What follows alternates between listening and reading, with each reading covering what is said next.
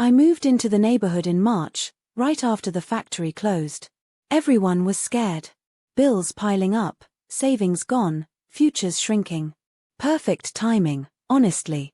I set up a small office on Main Street.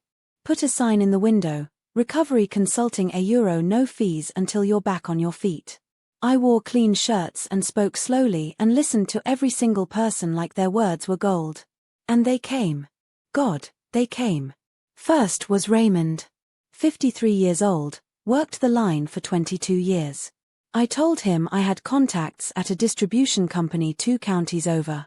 I said, Raymond, I'm going to get you back on your feet. He cried. Shook my hand with both of his. I asked him to invest $300 in the application processing fee. He paid it the same afternoon. Then his wife, then his brother-in-law, then the brother-in-law's neighbor. I built a list. 41 people in 6 weeks. I told them all the same thing. Jobs were coming. Opportunities were secured. I just needed a small processing fee, a placement deposit, a background check payment. The numbers varied. The story stayed the same.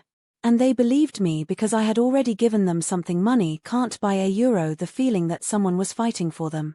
That feeling is the product. I figured that out young. I had nearly $60,000 when I booked a flight out of there. Raymond called while I was at the gate. I let it ring. I landed in another city and didn't think about those people for about 2 weeks. Then I started thinking about Raymond's face. The way he said thank you. The way he meant it. I told myself it was their fault for being desperate.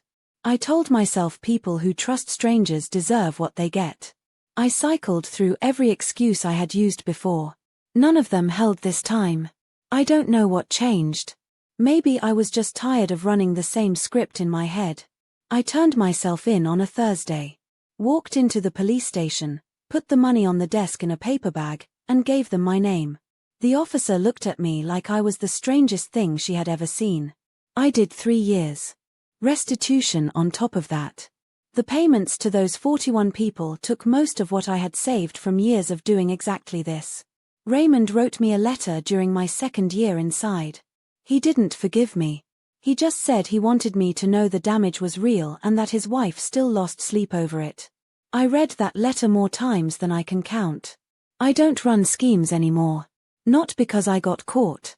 Because I finally understood that hope isn't something you offer. It's something you owe people once you've touched it.